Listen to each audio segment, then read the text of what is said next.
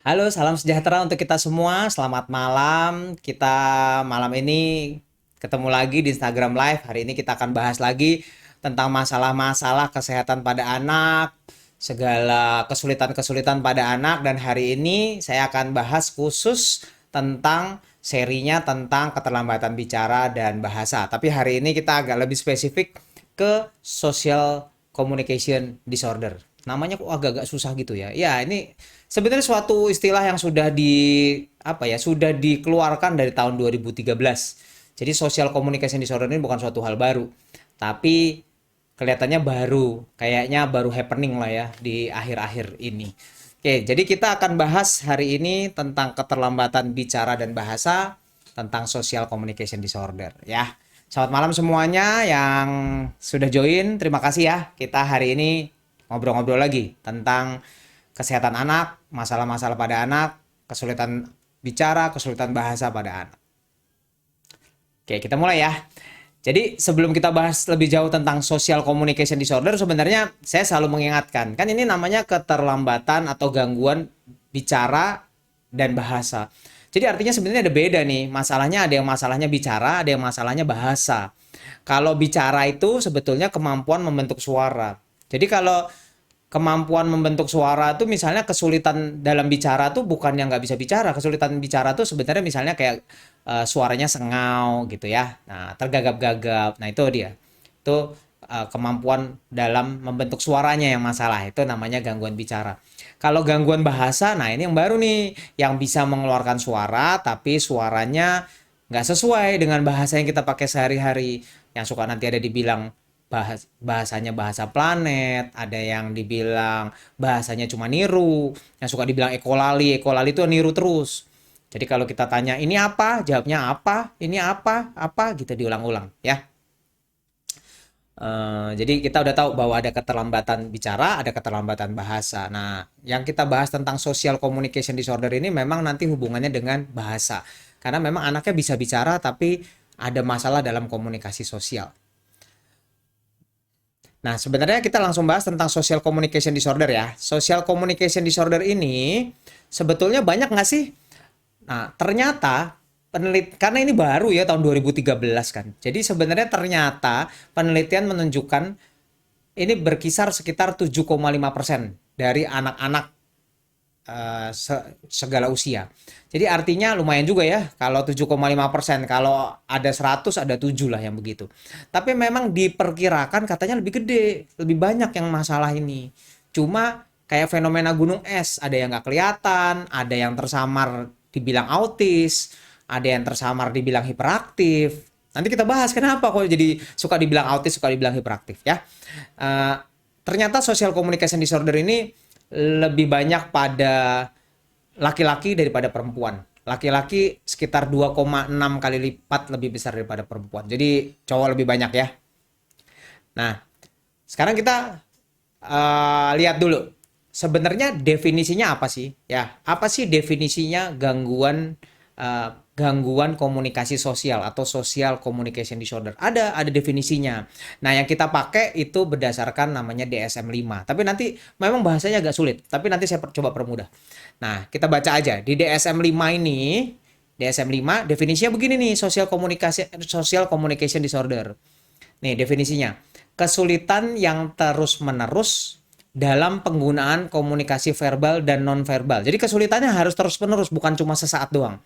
Dalam penggunaan komunikasi verbal yang biasa dan non-verbal, artinya gerak tubuh dan segala macam ya, secara sosial. Jadi secara dipakai sehari-hari.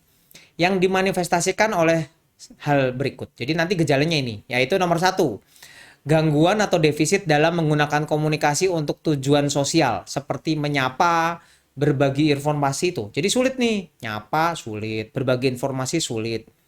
Atau dia berbagi informasinya dengan cara yang tidak sesuai dengan konteks sosial. Jadi dia nanti kalau minta sesuatu misalnya sambil marah gitu ya, karena tidak sesuai dengan konteks sosial. Satu gejalanya ya. Jadi pada saat menggunakan komunikasi untuk tujuan sosial, untuk ngobrol dengan orang lain, yaitu menyapa, berbagi informasi, dia akan mengalami gangguan. Yang kedua, penurunan kemampuan untuk mengubah komunikasi agar sesuai dengan konteks atau kebutuhan pendengar. Ini maksudnya gini. Jadi adanya masalah dalam kemampuan untuk mengubah komunikasi agar sesuai dengan konteks atau kebutuhan pendengar. Jadi kan kita kalau ngobrol beda-beda dong ya. Misalnya contoh, ngobrol di taman bermain beda dong sama ngobrol di kelas, ya kan? Kalau di kelas mungkin lebih pelan. Kalau di tempat main kita mungkin teriak karena lebih kenceng.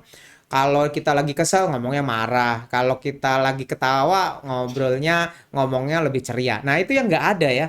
Jadi dia mengalami masalah dalam kemampuan untuk merubah-rubah, untuk mengubah komunikasinya sehingga dia nggak tahu tuh bicara pada saat dia main sama di sekolah sama-sama aja. Terus kemudian bicara misalnya sama anak dengan dewasa kan mestinya ada agak beda ya. Tapi ternyata ini dia sama aja semua. Jadi dia nggak bisa membedakan sesuai kebutuhan. Namanya aja gangguan komunikasi sosial. Jadi buat sosialnya susah. Yang ketiga, kesulitan mengikuti aturan untuk percakapan dan bercerita. Seperti giliran dalam percakapan. Jadi kalau giliran abis ini kamu yang ngomong gitu. Nah itu dia kesulitan tuh. Mengulangi kata-kata ketika disalahpahami. Jadi misalnya gini, kita ngomong sesuatu, terus tiba-tiba kita nggak ngerti dong, orang lain dia ngomong, saya nggak ngerti. Misalnya saya bilang, maksudnya apa ya gitu. Nah dia nggak ngerti tuh yang kayak kata-kata seperti itu. Nggak ngerti bahwa itu harusnya diulang lagi, diceritakan lagi dengan lebih mudah. Ya, jadi ada kesulitan dalam mengikuti aturan untuk percakapan dan bercerita. Jadi misalnya giliran dalam bercerita, kalau nggak dipahami, diulang dalam bentuk yang lebih mudah. Ya, mengatur interaksi. Jadi kalau kita lagi ngomong, dia ngomong, terus nanti ada yang, misalnya ada yang nanya, ya berhenti dulu ngomongnya dong, dijawab dulu gitu. Ini nggak bisa dia lanjut aja terus kayak kereta api gitu misalnya. Jadi itu salah satu bentuknya. Yang ketiga. Yang keempat, kesulitan memahami apa yang tidak dinyatakan secara eksplisit. Jadi kalau dia memahaminya halnya itu tidak secara eksplisit, tidak diungkapkan, susah. Misalnya ngambil kesimpulan tuh, coba nih ada cerita panjang, kesimpulannya gimana? Nah itu kan susah tuh, karena kan kita mesti bayangin dulu dari mula. Terus makna yang tidak istilahnya apa ya, bahasa yang tidak literal tuh misalnya apa ya, sindiran, bercandaan gitu ya kan, bercandaan, sindiran gitu. Misalnya gini, wah, perutnya udah mulai ini nih, perutnya udah mulai family pack tuh. Nah yang kayak gitu kan nggak ngerti dia, bayangan dia apa family pack gitu ya. Padahal kan maksudnya bercandaan dari six pack yang model-model begitu, nggak ngerti dia. Hal-hal yang kayak gitu. Kalau di luar negeri ada yang namanya idiom gitu ya. Jadi idiom itu kayak apa sih? Perumpamaan lah istilahnya. Nah, perumpamaan. Ngomong kok susah banget ya. Perumpamaan, peribahasa gitu-gitu. Nah, itu nanti akan susah. Sorry. Nah, tapi segala gejala tadi, mungkin semua akan ngerasa bahwa kayaknya anak saya ada gini deh, kayaknya anak saya ada gitu deh. Nah, tapi ada tapinya nih. Gejala-gejala tadi harus menyebabkan keterbatasan atau gangguan pada fungsi komunikasi sehari-hari. Jadi harus ganggu nih, nggak boleh nggak ganggu. Jadi kalau misalnya dia anaknya kayak gitu, tapi di sekolah biasa aja lah, prestasinya baik, sekolah oke, nggak masuk berarti. Dia harus ganggu. Ganggunya tuh dalam komunikasi yang efektif, dalam partisipasi sosial kalau dia ngobrol di tempat umum, hubungan sosial, dia berteman, prestasi akademik tuh terganggu, pekerjaan terganggu. Jadi harus kayak begitu, harus mengganggu. Namanya aja social communication disorder, gangguan komunikasi sosial. Jadi harus mengganggu, namanya aja gangguan. Kalau nggak ganggu bukan gangguan. Nah, timbulnya gejala biasanya pada periode awal ya. Makanya kadang-kadang kalau yang ke saya ada tuh yang di umur 2 tahun, 3 tahun segala saya udah bilang nih kayaknya arahnya ke situ deh gitu. Jadi timbulnya di periode awal, tapi biasanya makin nyata pada saat usia besar karena tuntutan yang lebih besar. Nah, memang yang keempat prinsipnya adalah gejalanya tidak boleh disebabkan oleh hal lain, misalnya autis. Jadi kalau memang anaknya ada autis, cocoknya lebih ke autis ya diagnosanya autis. Kalau nggak cocok dengan autis, baru kita boleh bilang ini namanya social communication disorder. Jadi itu definisinya ya, definisinya. Kalau mempermudahnya gejala-gejalanya banyak lah yang sering kita juga mungkin ada teman yang seperti itu, ada yang anaknya ngalamin seperti itu ya. Tanda-tandanya bisa kesulitan mengadaptasi keterampilan komunikasi dengan konteks sosial yang berbeda seperti menyapa dan mulai percakapan tadi yang saya bilang ya. nggak bisa beralih antara bahasa formal informal. Jadi ngomongnya biasanya formal terus tuh. Jadi misalnya contoh kita anaknya sambil bercanda, kalau bercanda ya umur 6, kelas 6 SD misalnya, aku nggak suka kamu anaknya kayak gitu deh, gitu misalnya kayak gitu kan ngobrolnya gitu ya. Nah kalau anak dengan social communication disorder karena tidak bisa memisahkan formal dan informal dia ngomongnya, aku tidak suka bermain sama kamu. Nah ya itu salah satunya. Jadi kalau yang punya anak udah usianya besar di SD ke atas umur 5 tahun ke atas kok ngomongnya masih formal-formal ya, saya bukan bilang pasti ada gangguan loh, tapi hati-hati mungkin ini ya. Masalah dengan giliran selama percakapan, kesulitan menggunakan teknik komunikasi nonverbal selama interaksi seperti kontak mata gitu ya, kontak matanya terganggu, gerakan tangan dia nggak bisa dia pakai gerakan tangan menceritakan itu loh kalau ceritakan gitu ya. Kalau cerita kayak saya gitu, kalau cerita kan suka itu loh gitu. Nah, itu susah tuh ya kayak gitu ya. Suatu gerakan nonverbal. Tadi jangan lupa ya, sulit untuk memahami bahasa-bahasa yang sindiran, pokoknya non literal lah yang tidak arti sebenarnya. Nah, nah kalau orang ngelihat seperti itu gitu ya, kok ada anak yang ini kan kalau tadi dibahas bahwa dia sosialnya terganggu. Salah satunya jadi akhirnya nggak punya temen. Seakan-akan kontak sosial terganggu karena dia nggak bisa mempertahankan kontak sosialnya, nggak bisa ngobrol lama. Terus kemudian ngomongnya juga jadi kadang-kadang nggak bisa dimengerti karena terlalu baku. Kadang-kadang dia cuma suka meniru. Makanya ini mirip sekali dengan autis. Nah, ini dia nih. Terus bagaimana membedakan antara anak yang social communication disorder dengan anak yang autis? Nah, ingat dulu autis definisinya apa? Autis definisinya adalah seorang anak yang mengalami gangguan dalam masalah komunikasi sosial, ya kan? Jadi kalau autis harus ada masalah dalam komunikasi sosial dan kemudian perilaku yang repetitif, perilaku yang diulang-ulang. Nah, kalau bedanya sama social communication disorder, ya dia cuma masalah di komunikasi sosial. Ingat tadi, social communication disorder namanya aja gangguan komunikasi sosial. Jadi dia gangguannya di komunikasi sosial. Kalau autis ada gangguan komunikasi sosial, jadi mirip nih sama anak social communication disorder. Tapi disertai ada gangguan yaitu berupa perilaku dan minat yang terbatas dan diulang-ulang. Itu dia yang nggak ada di social communication disorder. Kalau autis ada perilaku yang diulang-ulang, anaknya suka gini-gini terus, ya kan? Ada yang flapping, ada yang jinjit-jinjit terus, ada yang mainnya dijejer-jejer, gitu. Mainnya dijejer-jejer tuh.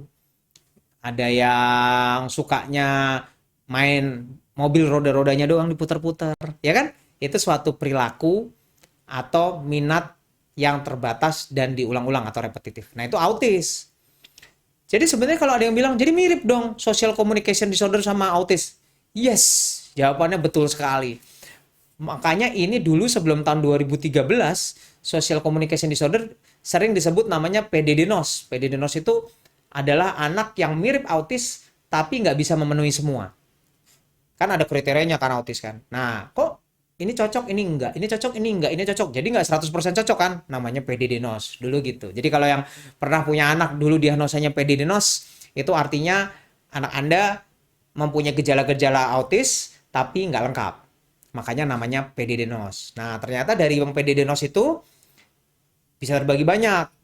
Kalau PDD-NOS-nya yang modelnya anaknya komunikasinya sedikit terganggu, tapi dia pinter banget di satu hal, berlebihan di satu hal, itu nanti namanya jadi Asperger.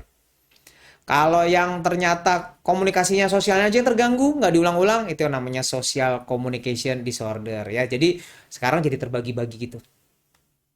Jadi memang kalau ditanya apakah apakah sulit membedakan antara social communication disorder dan autis, pada satu titik sulit membedakan antara autis yang ringan dan social communication disorder.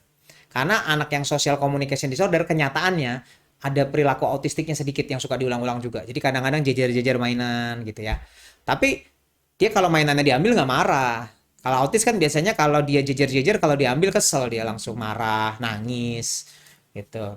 Terus social communication disorder eh, karena nggak ada gejala yang repetitif diulang-ulang, dia main apa aja seneng, dia mainnya banyak, senang mainnya banyak. Sedangkan kalau dia autis enggak, biasanya mainnya itu-itu aja.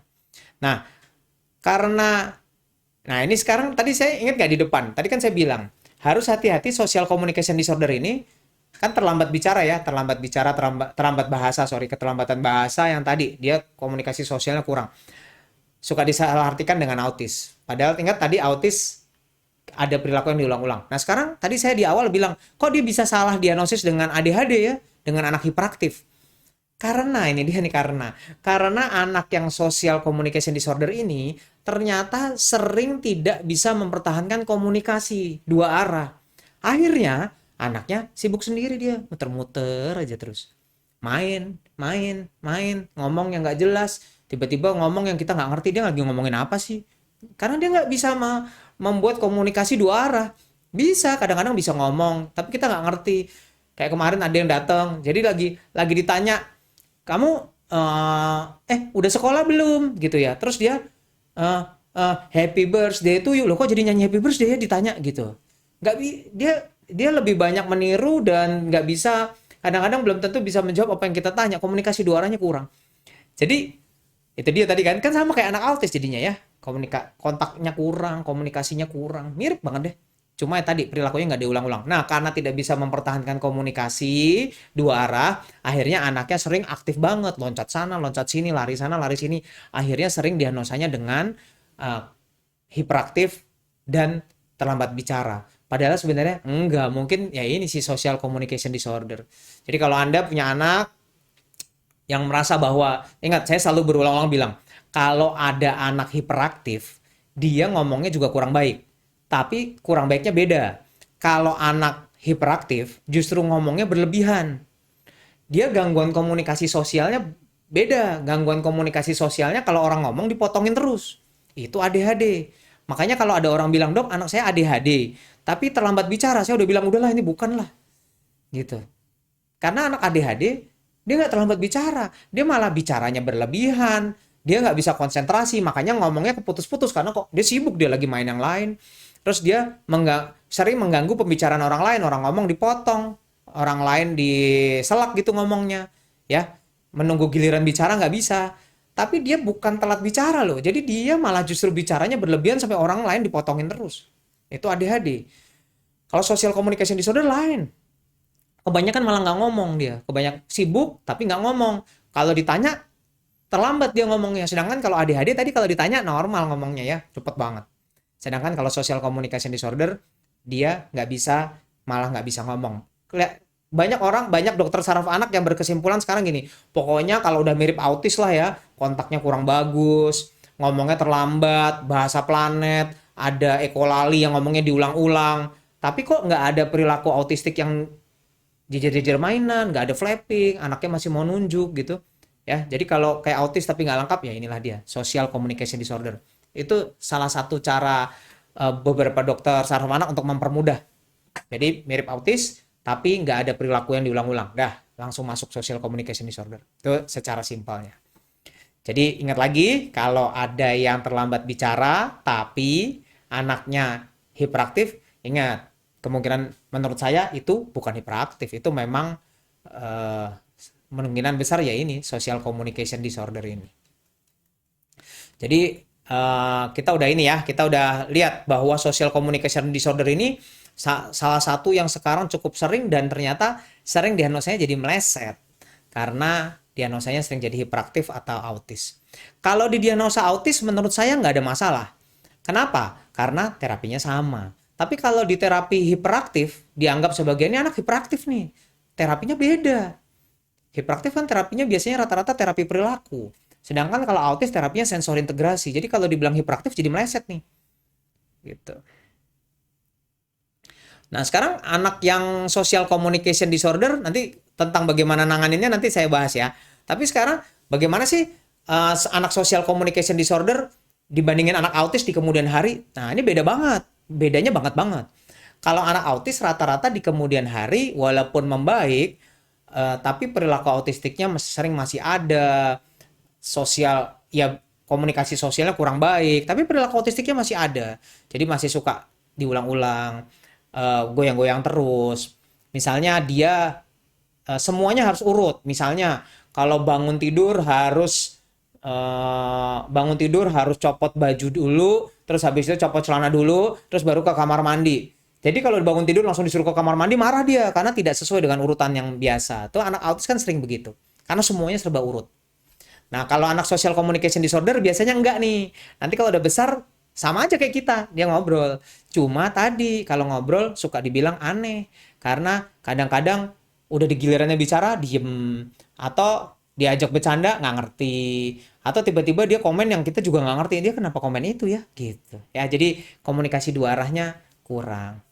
Mungkin terus habis itu baru sadar, kok kayaknya saya di kantor ada deh yang gitu. Ada lah, ternyata saya kalau inget-inget di teman SD juga ada yang begitu. Ada. Jadi anaknya kalau diajak ngomong, ya kita ajak bercanda nggak ketawa dia.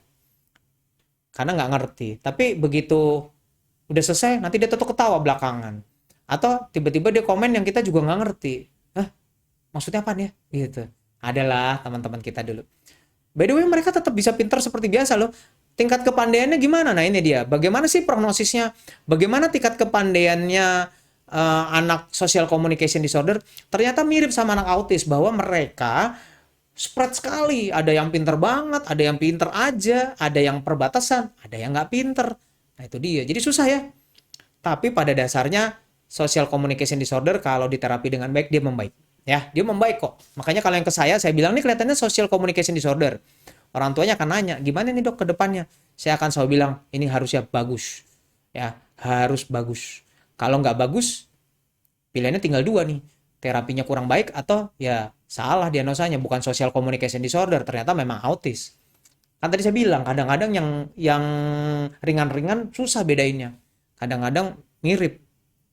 Karena saya pun pernah ngalamin ada pasien yang social communication disorder udah didiagnosa social communication disorder, tiba-tiba sekitar setengah tahun kemudian dia datang dengan perilaku autistiknya ekstrim sekali. Jadi baru muncul tuh yang goyang-goyang terus gitu ya. Ngomongnya diulang-ulang, ulang-ulang, ulang-ulang. Ya autis namanya. Jadi diagnosanya yang kemarin meleset. Susah. Pokoknya kalau yang masih awal-awal sekali, susah sekali. Nah sekarang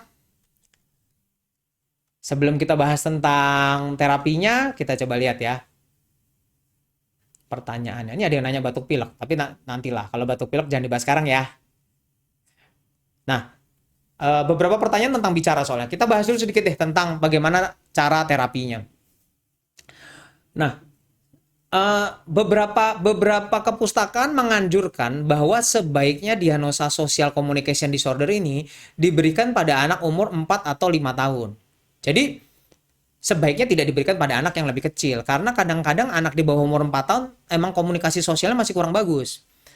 Tapi kita biasanya nggak nunggu. Jadi nggak nunggu. Jangan salah ya.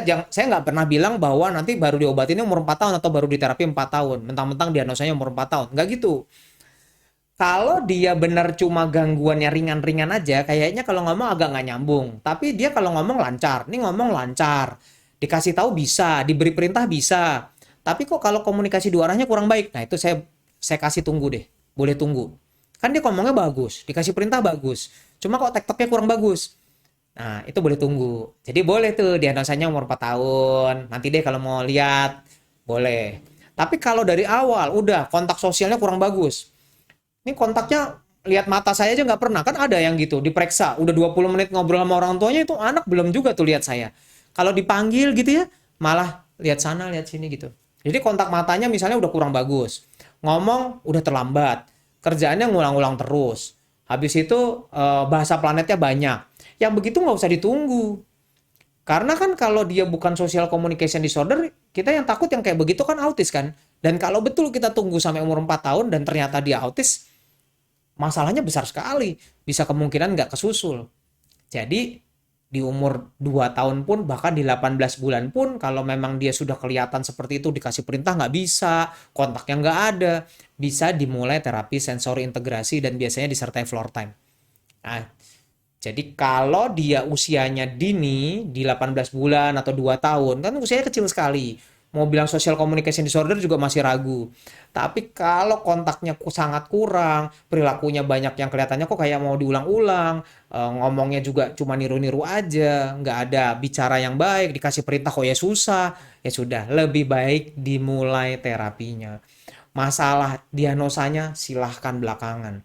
Karena kalau social communication disorder, usia kecil juga sensor integrasi sama floor time.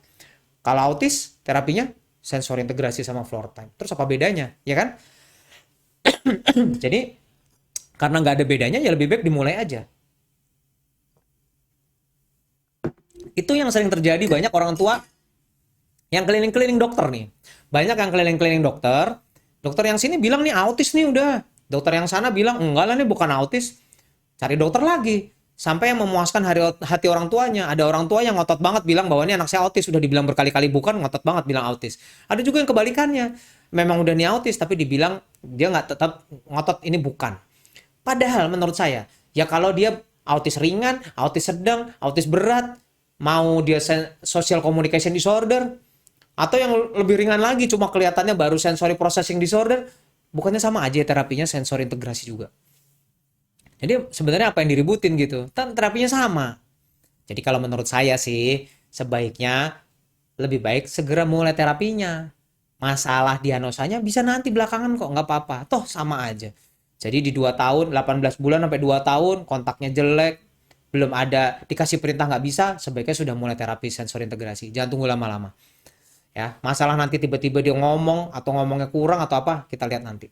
Diagnosanya silahkan belakangan. Ya, jadi ingat, walaupun diagnosanya bisa ditegakkan rata-rata di umur 45 tahun, tapi bisa kita kenali sejak dini dan bisa dimulai dengan sensori integrasi dulu.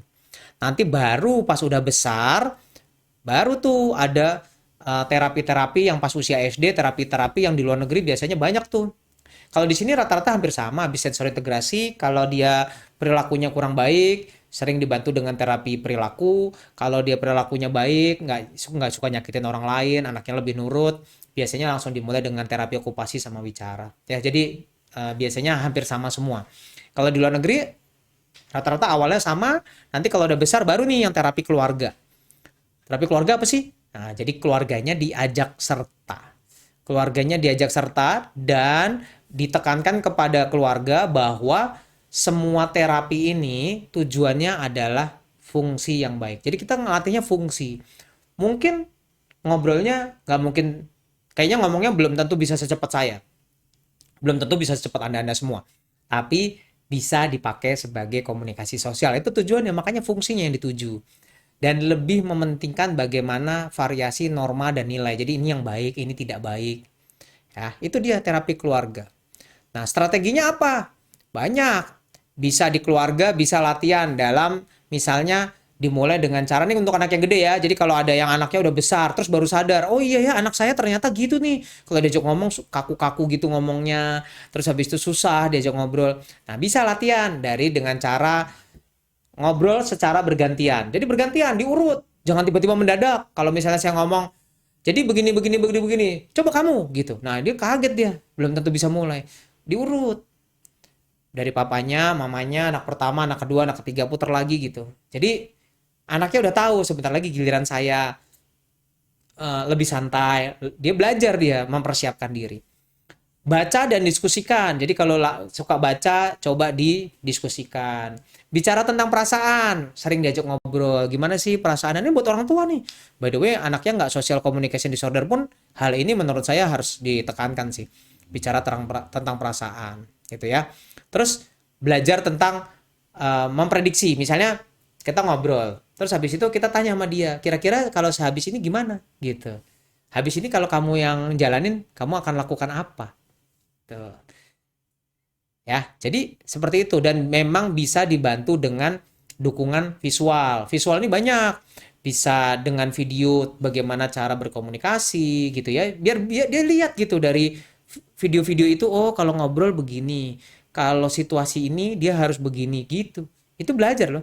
Jadi videonya jangan asal-asalan. Jadi videonya terarah. Kalau di luar negeri juga ada beberapa terapi tambahan yang ternyata cukup efektif juga. Ada namanya comic strip conversation. Jadi latihan pakai komik. Nanti kan kelihatan ya yang gambar ini terus habis itu ngomong apa, yang si ini ngomong apa. Nah, ini kita latihan, kita yang terangin. Ini lihat tuh dia ngomong ini. Terus nanti berikutnya si ini ngomong ini gitu. Kan kelihatannya gantian ya. Kan nggak mungkin kalau komik strip kita baca sekaligus yang ini dan ini dibaca sekaligus, nggak mungkin lah, mata kita kan nggak mungkin, harus satu dulu, habis itu si ini, terus habis itu lihat deh kan gambarnya agak ke bawah, oh ya si ini gitu. Tuh latihan pakai komik strip. Terus ada yang terapinya score skill strategi. Jadi strateginya tuh memberikan ini ya apa skor nilai, memberikan nilai terhadap suatu hal. Jadi misalnya ada hal tertentu, coba kamu skor itu sebenarnya singkatan sih. Jadi dia share ideas. Jadi artinya dia coba sampaikan ide kamu kalau ada masalah kayak begini. Terus compliment others, coba kasih pujian kalau ada orang lain yang sudah melakukan. Offer help, coba tawarkan bantuan. Recommend change nicely, jadi kalau mau ada perubahan coba tawarin apakah lebih baik begini gitu ya. Dan belajar E-nya exercise self control, jadi belajar mengatur diri sendiri. Dan ini sangat bagus sekali ya. Jadi kalau ada anak yang dengan social communication disorder ini, sebaiknya pada waktu besar nanti dia ikut kelompok-kelompok yang bisa menjalankan seperti ini. Jadi bagus tuh kalau ada kelompok-kelompok yang membantu, misalnya apa ya, kelompok sosial lah. Ini ada kelompok sosial yang membantu anak-anak yang kesulitan, kelompok sosial membantu anak terlantar, kelompok sosial yang misalnya membantu anak yang kebutuhan khusus juga gitu ya. Itu sangat membantu sekali loh.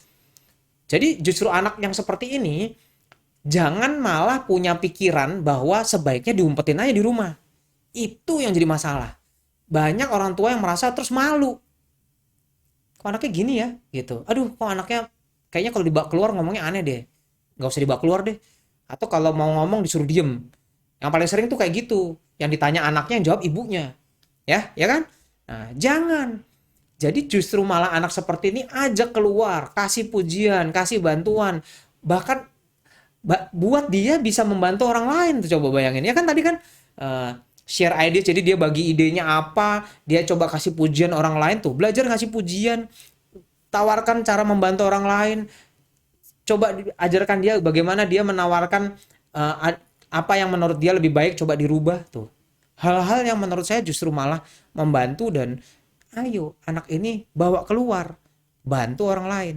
Nah ya, jadi itulah dia secara garis besar sebenarnya tentang social communication disorder ya. Jadi kelihatannya mungkin baru pada bertanya-tanya sekarang, iya ya kok kayaknya anak saya ada yang mirip-mirip begitu ya. Jangan patah semangat, langsung cepet di terapi kalau memang Anda merasa seperti anaknya seperti itu. Nah, yuk kita coba jawab ya pertanyaan-pertanyaan yang masuk. Udah banyak nih pertanyaannya, tapi kita coba jawab satu-satu. Dok, anak saya 14 bulan, ngomongnya masih ge aja, normal nggak? Basicnya masih bisa dibilang normal, tapi ini sudah bisa dibilang udah mulai perbatasan ya. Jadi coba segera diperbaiki.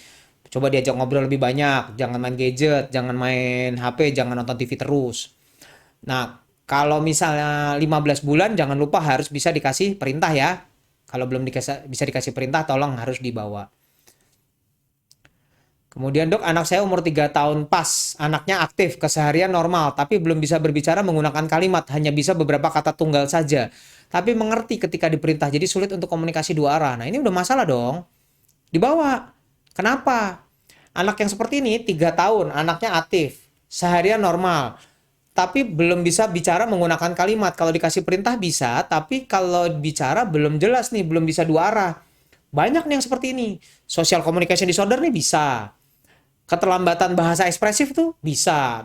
Keterlambatan bahasa ekspresif tuh anaknya kalau diajak ngobrol ngerti, tapi kalau disuruh ngomong ibarat kayak udah mau keluar dari mulut nggak keluar juga tuh. Ya, tuh keterlambatan bahasa ekspresif. Agak beda sedikit sih kalau keterlambatan bahasa ekspresif terapi bicara. Tapi kalau bisa dikasih, kan yang penting udah bisa dikasih perintah, jadi satu PR udah lebih mudah. Kalau udah ngomong belum, dikasih perintah belum juga, itu lebih sulit. Kemudian kita lihat lagi ya pertanyaannya. Dok, anak saya seperti ini dok, tapi dokter memvonis ASD. Tergantung, makanya. Ini benar-benar kadang-kadang di satu titik kita sulit untuk melihatnya.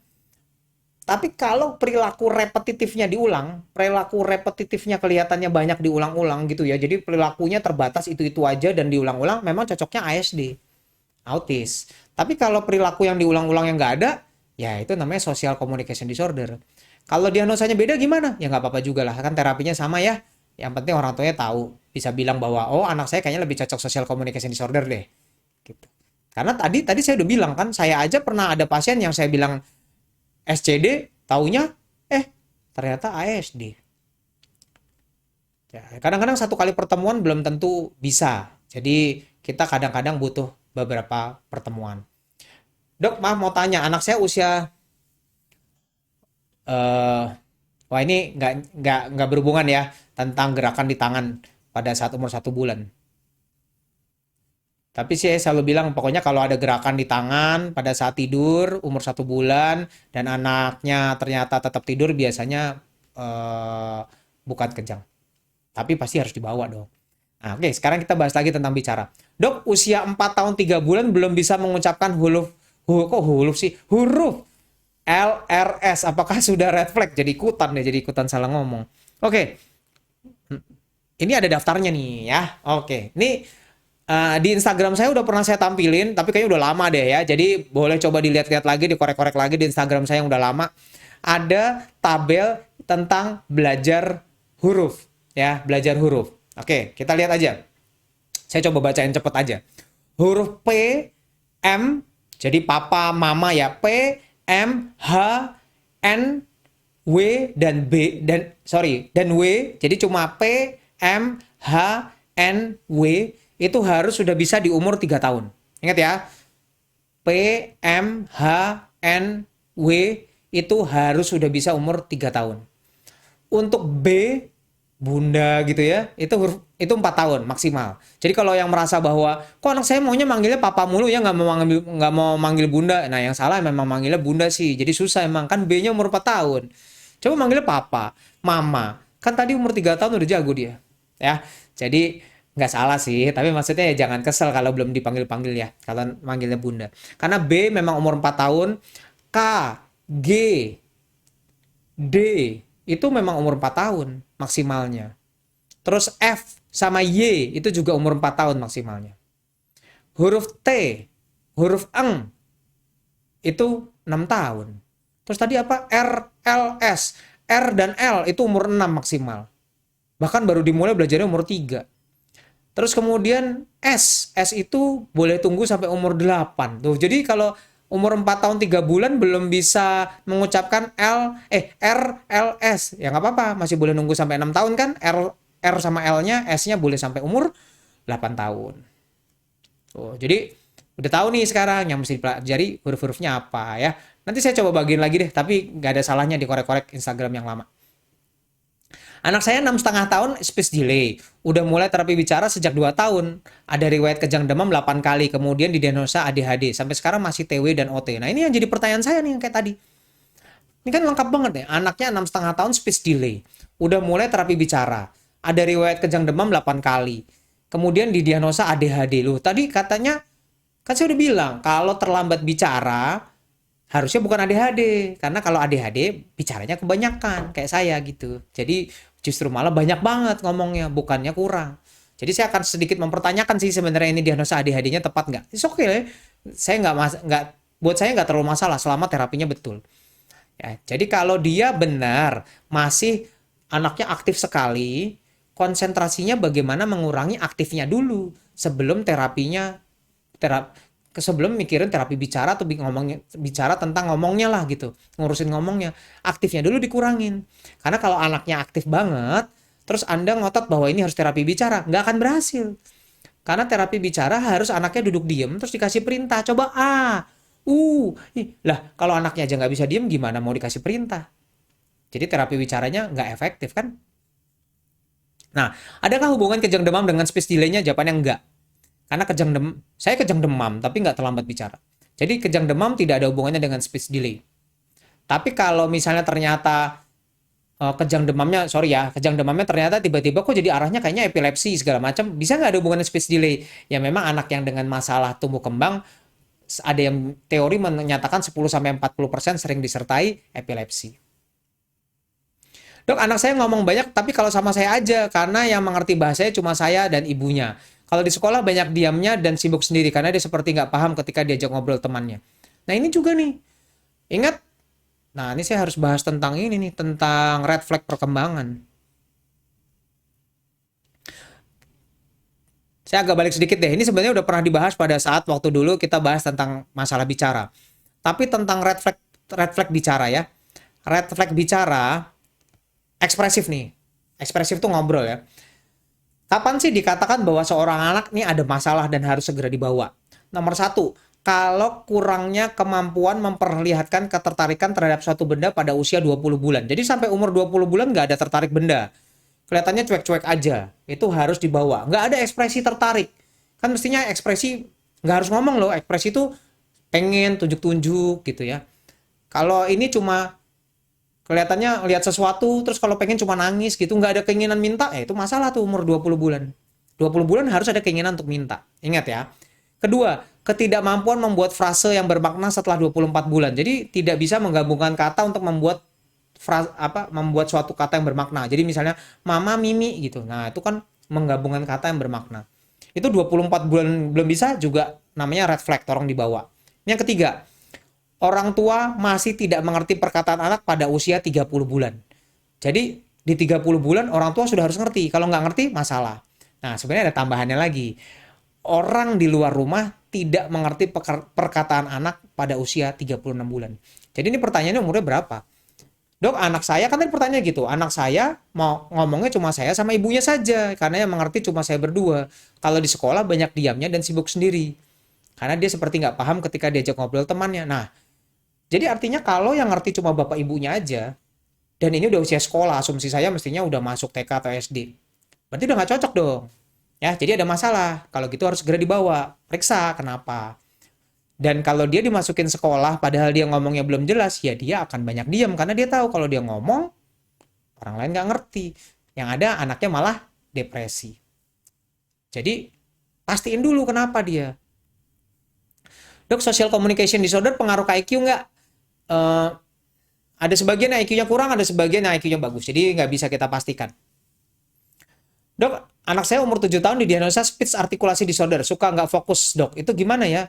Kalau betul dia gangguannya artikulasi saja, mestinya nggak ada hubungan sama nggak fokus.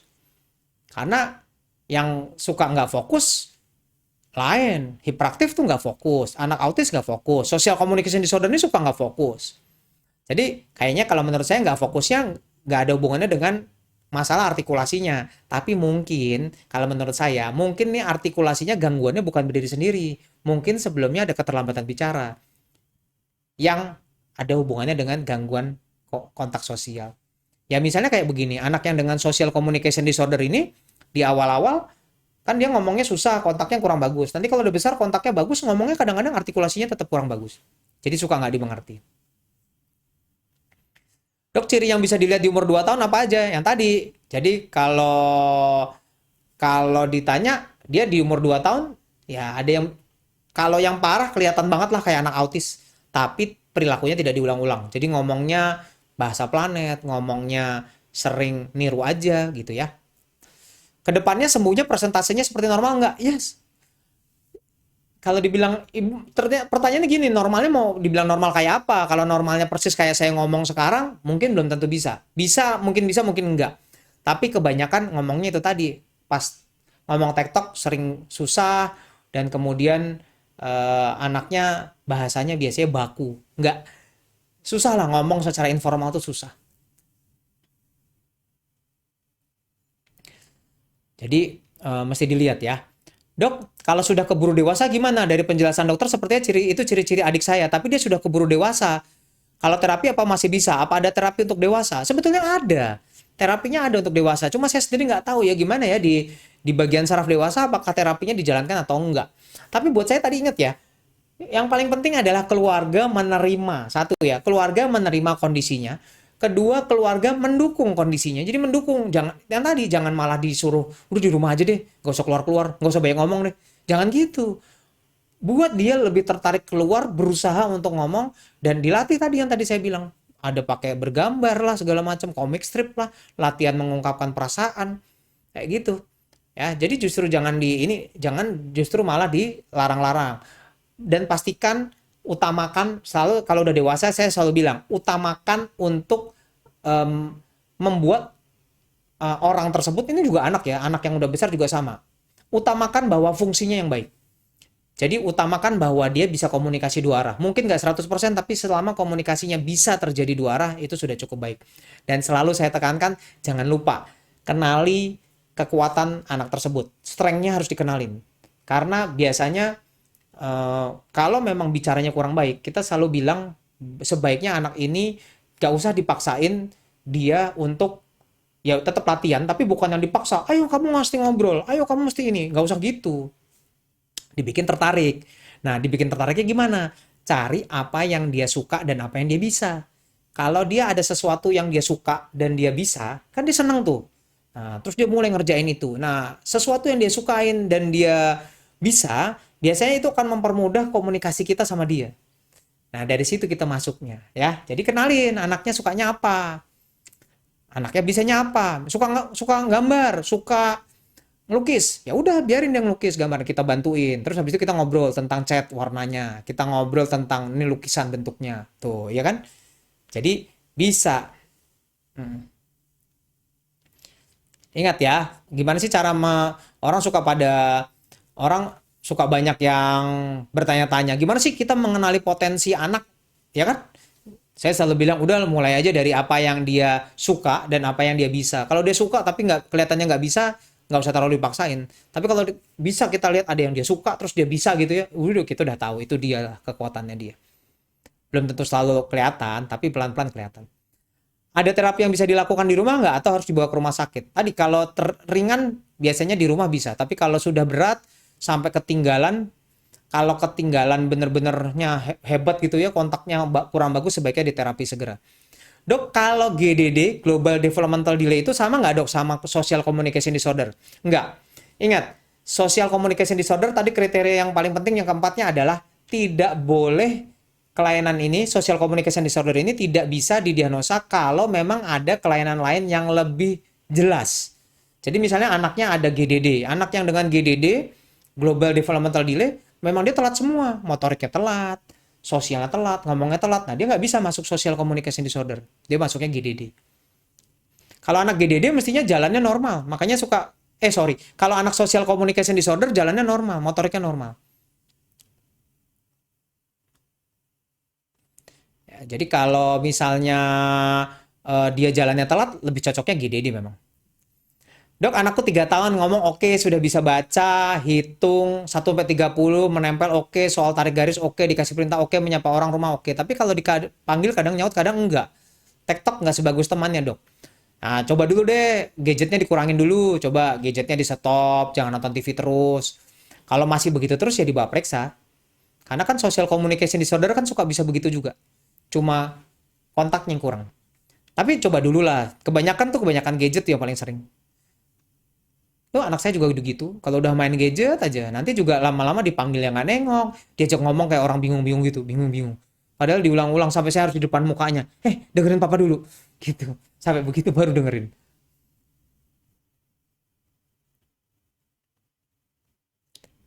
By the way, kalau ada pertanyaan yang di luar bicara ini, ya kalau mau nanya tentang bicara juga boleh. Kalau ada pertanyaan yang di luar tentang bicara yang saya nggak bisa jawab hari ini, silahkan di direct message ya ke saya. Nanti saya akan coba jawab. Cuma butuh waktu memang. Dok, ada nggak referensi yang komunitas sosial seperti itu untuk teenager? Sebetulnya banyak, coba aja deh. Pada dasarnya kan ini nggak usah dipisahkan khusus.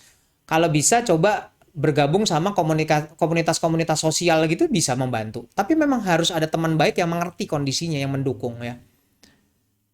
Dok, anak saya dari usia 19 bulan sudah terapi SI dan TW. Belakangan ini jarang terapi. Apakah bisa terjadi kemunduran jika terapi tidak rutin? Tergantung sebabnya apa. Kalau memang dia arahnya ASD, autis maksudnya, kalau nggak terapi biasanya menurun. Kalau yang lain biasanya tetap oke, biasanya rata-rata atau ya masih naik turun. Berapa lama rata-rata durasi recovery-nya? Durasi recovery apa? Kalau social communication disorder sampai dewasa ternyata tetap ada. Jadi ini adalah suatu gangguan yang memang terjadi seumur hidup. Nggak bisa hilang 100%.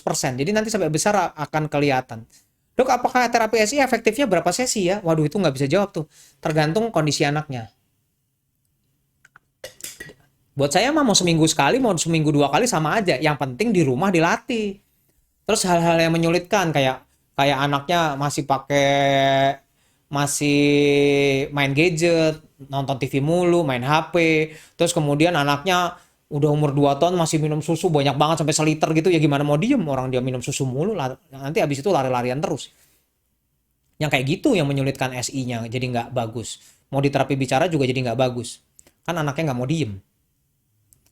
Dok, anak saya 2 tahun 7 bulan setiap ditanya dia malah mengulang apa yang kita tanya. Nah, itu dia nih. Ini yang harus dibawa itu namanya ekolali ya. Ekolali itu harus dibawa periksa. Harus pastikan ada apa. Karena mestinya dia udah nggak ngulang lagi pertanyaan. Jadi kalau ditanya malah diulang, bawa periksa. Kita takut ada social communication disorder ini atau yang lebih berat adalah autisme. Dok, social communication disorder mirip dengan Einstein syndrome. Einstein syndrome itu Asperger.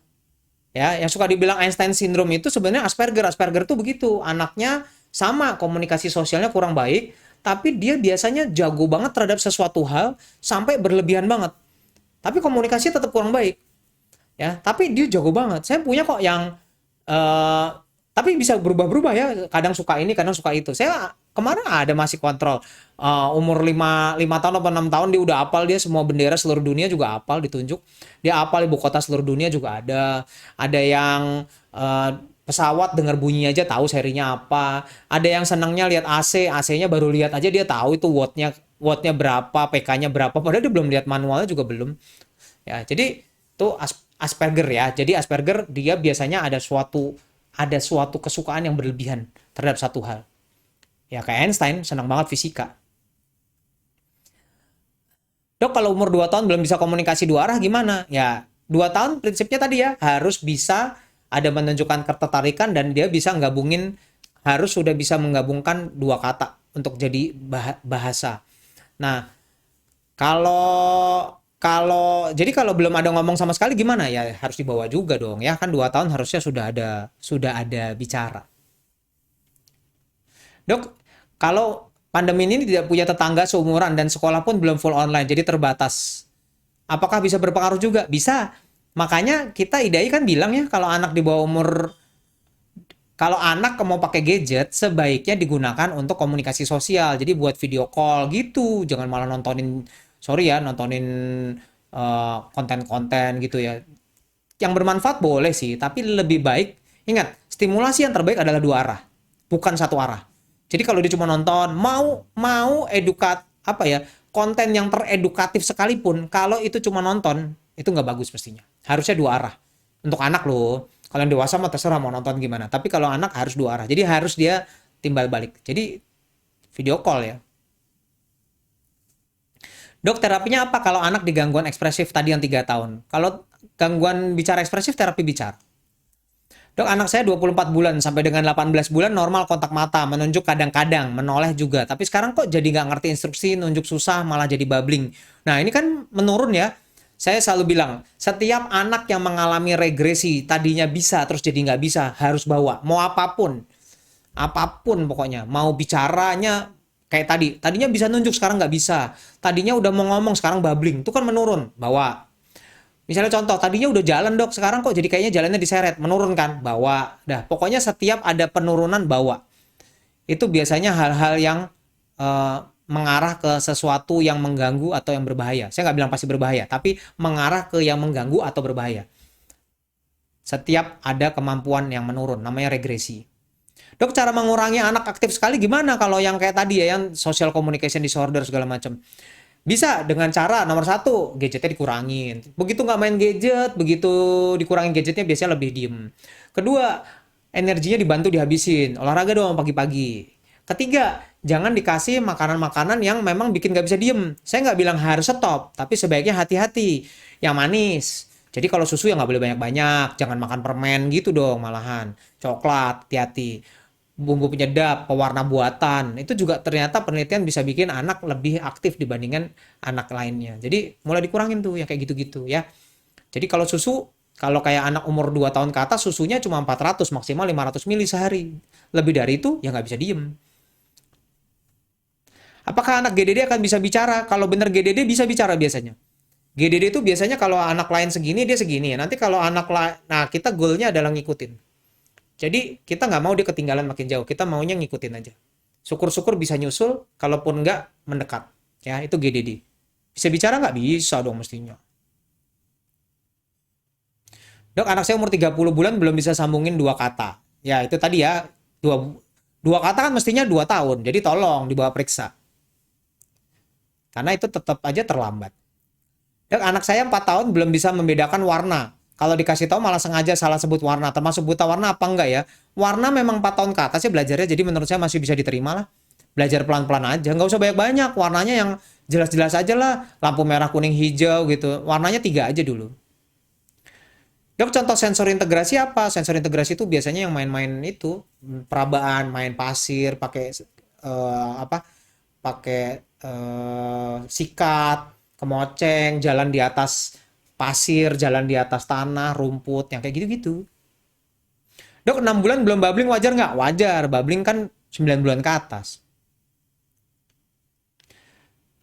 Dok, 4 tahun belum bicara jelas, itu pun beberapa kata saja. Dia tahu huruf ABC tapi pengucapan campur antara bahasa Inggris dan bahasa Indonesia. Untuk anak yang bahasanya terlambat, tolong dong ya, tentuin aja lah satu bahasa, mau bahasa apa. Jangan ada bahasa Inggris, Indonesia, bahasa Jawa, bahasa Sunda dicampur-campur di rumah, jangan. Tentuin aja satu aja dulu, mau yang mana.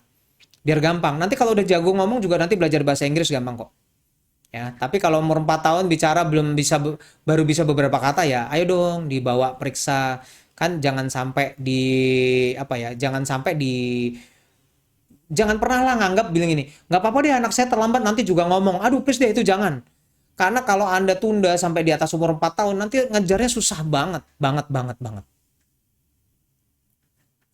Anak saya umur 18 bulan, usia koreksi 16 bulan. Bisa bilang kakak, papa, kadang mama, tapi kebanyakan cuma nunjuk kalau mau sesuatu. Nah, dia mau sesuatu nunjuk aja udah bagus menurut saya. Bicaranya ada kakak, papa, kadang mama. Menurut saya udah oke. Coba latihan kalau dikasih perintah bisa. Gitu ya. Dok, anak nggak suka main simple puzzle untuk anak usia 2 tahun. Anak saya 22 bulan. Waduh, anak saya juga nggak ada yang suka main puzzle tuh.